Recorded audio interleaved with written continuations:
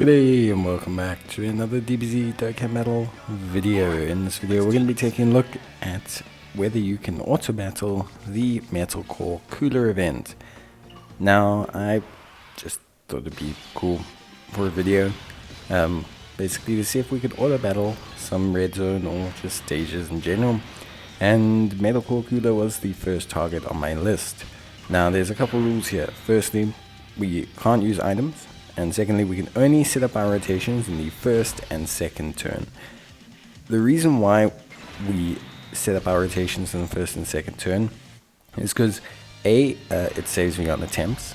So it saves me from doing 14,000 runs to try and get the perfect starting rotation, because that's just RNG. And then secondly, obviously the thing is, the way auto battle works is every unit shifts to the right. So how it works is basically you see this Tech Super Saiyan Goku in the first slot here. By the next turn he'll be in the second slot. The turn after that he'll be in the third slot, and then he'll be pushed onto the next rotation where he'll go into the first slot again. So it's important to understand that when you're trying to auto battle a stage. So for me, the first two turns, the rule is we're allowed to set up the rotations. From that point onwards, the moment we've slotted in the first two units and we've selected their orbs for the next rotation, we press the auto battle function and we take it from there. We can't use any items because items cannot be activated automatically.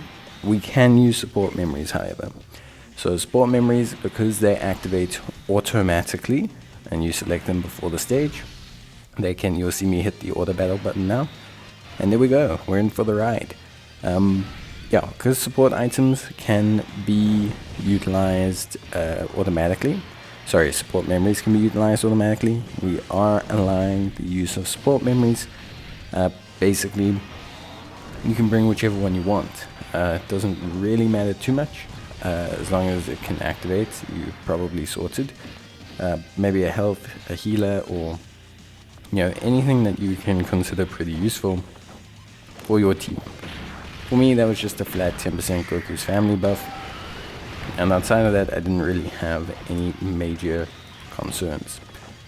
Now in terms of the team build, because that's kind of where things get interesting, there were a couple things you had to consider. So firstly, the first phase against Int Metal Core Cooler Army, and basically having to have units that could survive them whilst also debuffing them. Because debuffing them does help out a lot and would save us from having the other units that we had kind of sit in the precarious position of getting manhandled, which isn't always the best situation.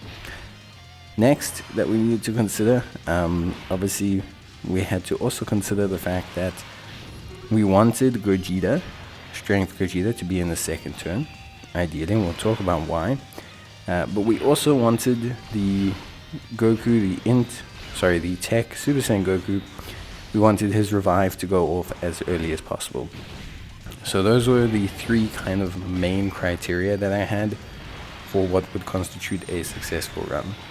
And we'll talk first about the Strength Gogeta. So obviously, Tech World Tournament Goku is a great unit.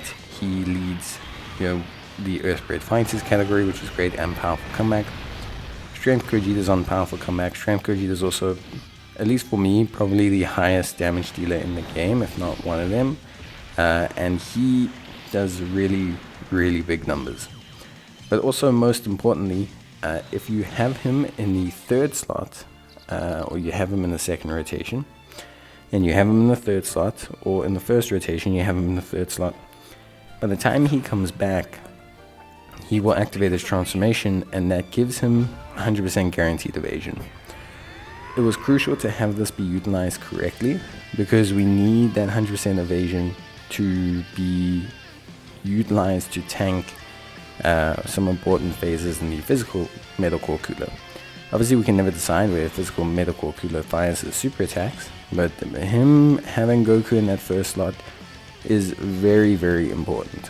So it's always important that when we're setting up our rotations in the first two turns that we have Gogeta in the third slot. Now the revive skill is equally crucial. for two main reasons. So firstly, we need Tech Goku to revive early on, so that he can have his own guard activated for the rest of the fight. Without his guard being activated, we're like in a bad way. Secondly, it activates the full passive of both Tech World Tournament Gokus. So with both Tech World Tournament Gokus having their full passive activated, we essentially have two units that can tank pretty much any blow in the game, and also deal substantially more damage.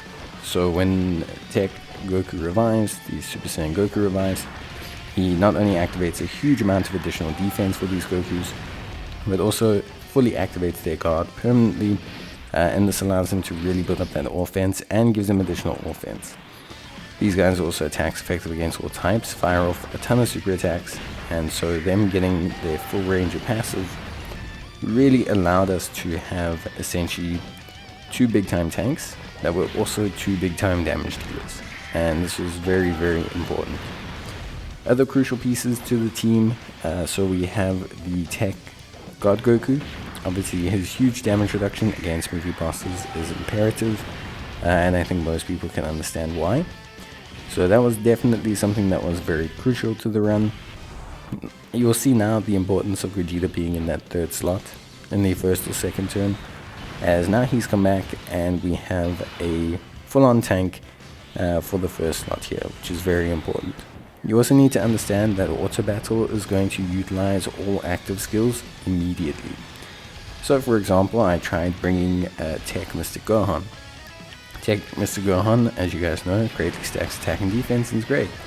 Except for the fact that the game will instantly transform him, instead of allowing him to stack a little bit longer, which means his defense never gets to the point where he's a reliable floating tank for us. In the same way, it also means that the game does not consider positioning.